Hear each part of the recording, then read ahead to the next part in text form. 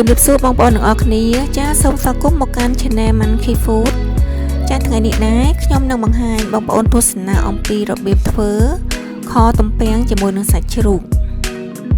ចាសបងប្អូនមុននឹងចាប់ផ្ដើមសូមបងប្អូនកុំភ្លេចជួយ Subscribe ឲ្យ Channel Monkey Food របស់ខ្ញុំម្នាក់មួយផងណាបងប្អូនចាសសូមអរគុណ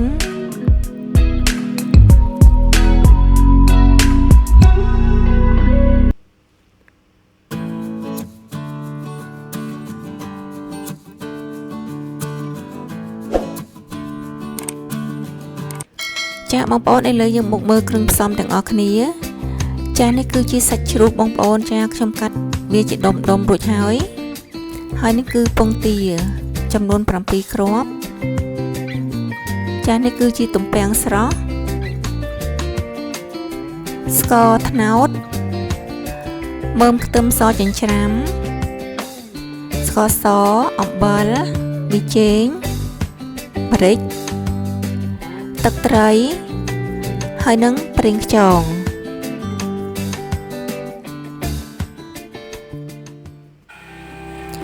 ចាឥឡូវយើងចាប់ផ្ដើមធ្វើតែម្ដងចាយើងយកទំពាំងរបស់យើងនឹងមកបកសម្បកវាសិនទៅចាបងប្អូនមុនក្នុងការខទំពាំងនេះបងប្អូនអាចខជាទំពាំងក្រៀមក៏បានទំពាំងជក់ក៏បាន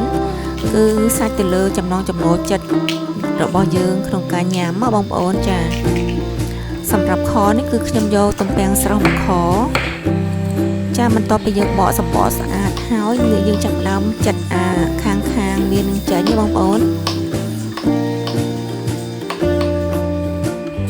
ចាយើងចាប់ផ្ដើមកាត់គល់វាចេញយើងយកតែផ្នែកខ្ចីរបស់ទំពាំងនឹងមកស្លទៅ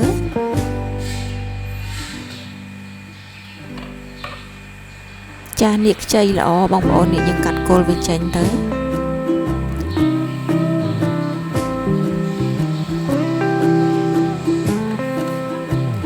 ចាបន្តមកទៀតយើងចាប់ផ្ដើមកាត់ទំពាំងនឹងជាចំណិតតូចណាបងប្អូនដើម្បីវាងាយស្រួលក្នុងការយើងយកទៅស្លទៅវាឆាប់ផុយផង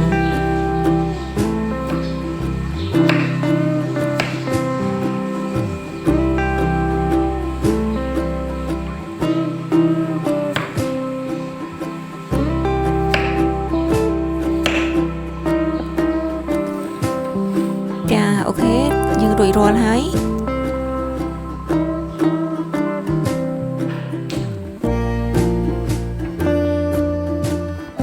ចាបន្តទៀតយើងចាប់ផ្ដើមដាំទឹកដើម្បីយើងស្ងោរពងទារបស់យើងបងប្អូនចាខ្ញុំដាក់ស្ងោរពងទានឹងឲ្យឆ្អិនយកមុននឹងយើងយកទៅដាក់ចូលក្នុងខ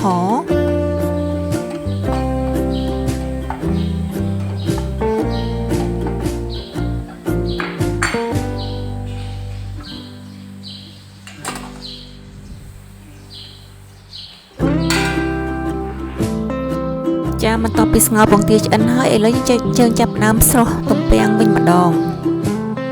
ចាទំពាំងនេះគឺយើងដាំទឹកវាឲ្យពុះហើយយើងយកវាមកស្រុះទឹកនឹងទៅយើងនិយាយទៅយើងដាក់ស្ងោរត្មងបងប្អូនយើងស្ងោរវាចោលរយៈពេល15នាទីត្មងទៅណាដើម្បីឲ្យវាចេញជាតិហាងពីទំពាំងនឹងឲ្យអស់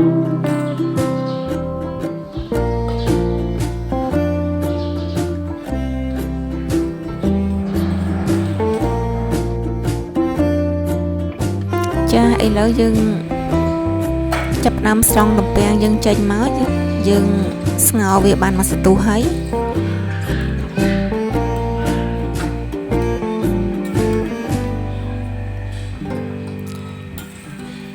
ចានេះបងប្អូន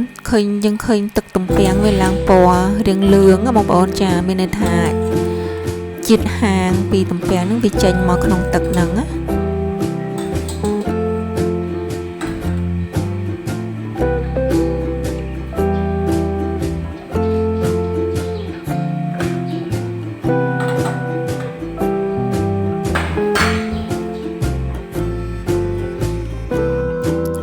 ចាឥឡូវយើងចាប់ផ្ដើមដល់វគ្គយើងចាប់ផ្ដើមខហើយបងប្អូនចានេះគឺជាស្ករត្នោតបងប្អូនចាខ្ញុំយកស្ករត្នោតមកកម្លោចជាមួយនឹងខ្ទឹមស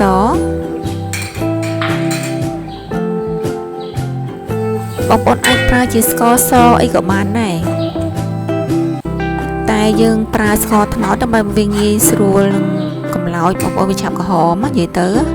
ហើយវាធំក្លិនឈ្ងុយផងចាយើងចាក់ខ្ទឹមសចិញ្ច្រាំរបស់យើងកូរជាមួយនឹងស្ករនឹងតែម្ដងទៅដើម្បីឲ្យវាឈ្ងុយ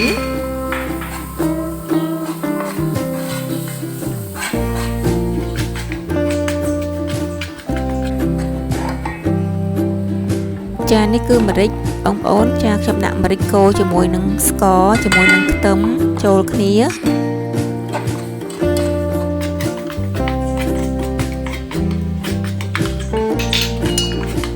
ចាយើងកូររបៀបនេះឲ្យវាឡើងក្រហមស្ករហ្នឹងបងប្អូនចំពោះខនេះគឺខ្ញុំអត់បានប្រើទឹកស៊ីអ៊ីវខាប់ទេបើសិនជាបងប្អូនចង់បានឲ្យទឹកខរបស់យើងក្រហមខ្លាំងបងប្អូនអាចប្រើជាទឹកស៊ីអ៊ីវខាប់ក៏បានដែរ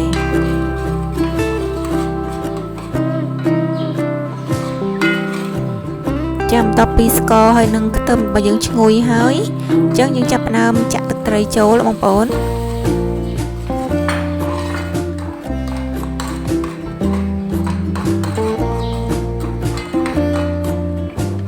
ចាយើងកំឡុយស្ករបានក្រហមប៉ុណ្្នឹងទៅគឺទឹកខរបស់យើងវាក្រហមហើយបងប្អូន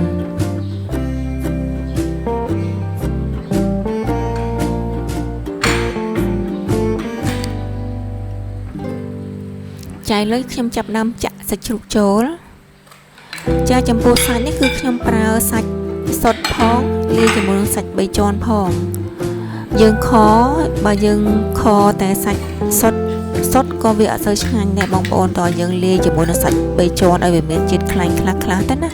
បានខយើងនឹងមានរសជាតិឆ្ងាញ់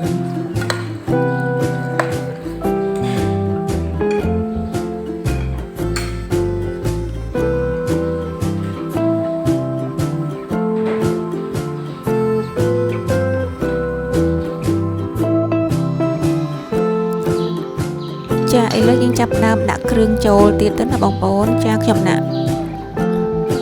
ប្រេងខ្យងចំនួន1ស្លាបព្រា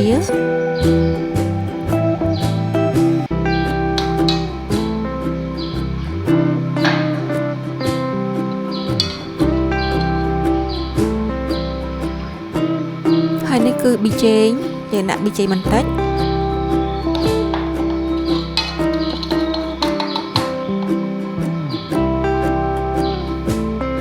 បន្តមកយើងដាក់អំបិលចាយើងកូរសាច់ជាមួយនឹងគ្រឿងនឹងឲ្យវាចូលជាតិគ្នាទៅណាបងប្អូនចាយើងកូររហូតទុករមាស់វារហូតឲ្យខាសទឹកហ្នឹងណាបងប្អូនចាដើម្បីឲ្យកុំឲ្យខយើងនឹងឆ្អាបឲ្យវាអស់ជាតិឆ្អាបពីសាច់ជ្រូកណាហើយម្យ៉ាងទៀតទុកឲ្យដើម្បីឲ្យសាច់ជ្រូករបស់យើងនឹងវាឡើងពណ៌ក្រហមជាមួយនឹងស្ករយើងបានកំឡោចហ្នឹងបងប្អូនចាយើងគ្របទុកសិនទៅហើយយើងអាសាកូរវាផងបងប្អូនខ្លាចជាប់បាតឆ្នាំងខ្លាចខ្លោចបាតឆ្នាំង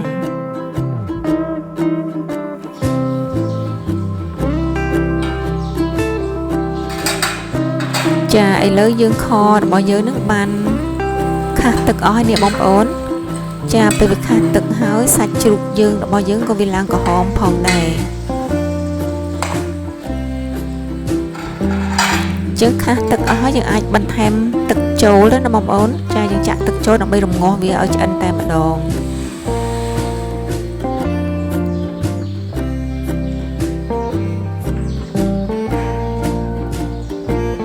ចាខ្ញុំដាក់ទឹកចំនួន1ចានកន្លះដើម្បីរំងាស់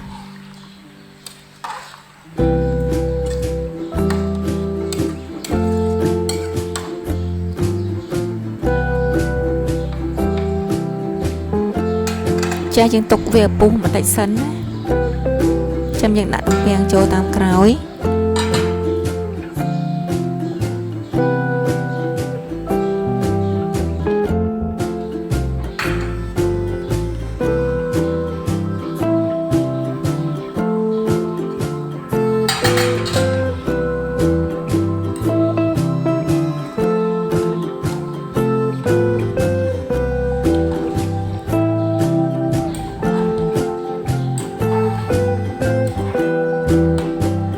ចាឥឡូវខយើងបានពុះហើយនេះបងប្អូន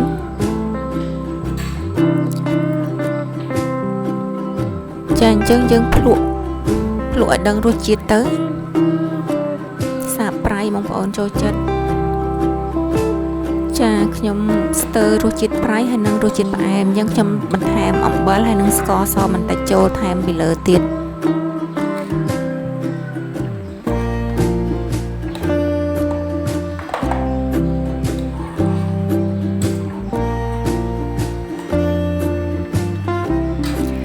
ចាឥឡូវយើងបន្ថែមទំពាំងចូលតែម្ដងណាបងប្អូនចាទំពាំងដែលយើងបានស្រុះហើយមុនហ្នឹងយើងចាក់ចូលដើម្បីរងាស់ជាមួយនឹងសាច់ជ្រូកត្មងទៅចាយើងរងាស់វាប្រើរយៈពេលយូរបន្តិចបងប្អូនដើម្បីឲ្យផុយទំពាំងហើយនឹងចូលជាតិជាមួយនឹងសាច់ណាបងប្អូនយើងអាចប្រើពេលរយៈពេលប្រហែលជា1ម៉ោងជាងអីទេណាដើម្បីឲ្យវាផុយហើយយើងបើកភ្លើងតិចៗទៅរងាស់វាចាចំពោះពងទាចាំយើងខយើងចិត្តឆ្អិនចាំយើងដាក់បន្ថែមពងទាតាមក្រោយ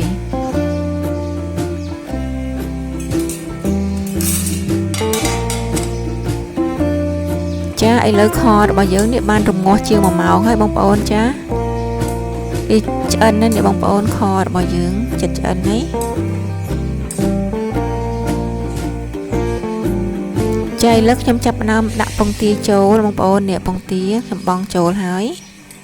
មូលហេតុដែលខ្ញុំបង់ពងទាតាមក្រោយដោយសារថាមកខ្ញុំមិនចង់ឲ្យអាផ្នែកសរបស់ពងទានឹងវាឡើងរឹងបងប្អូនចាអញ្ចឹងខ្ញុំដាក់នៅពេលដែលសម្លយើងចិត្តឆ្អិនបានខ្ញុំដាក់ពងទាចូល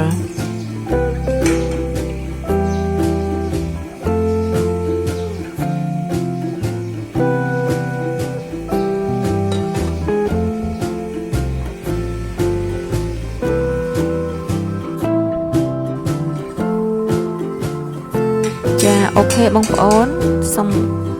ខទំពាំងជាមួយសាច់ជ្រូកពងទារបស់យើងបានឆ្អិននេះបងប្អូនគឺថាមានក្លិនឈ្ងុយតែម្ដងគឺមានរសជាតិឈ្ងុយឆ្ងាញ់ណាបងប្អូនចាមានរសជាតិប្រៃផ្អែម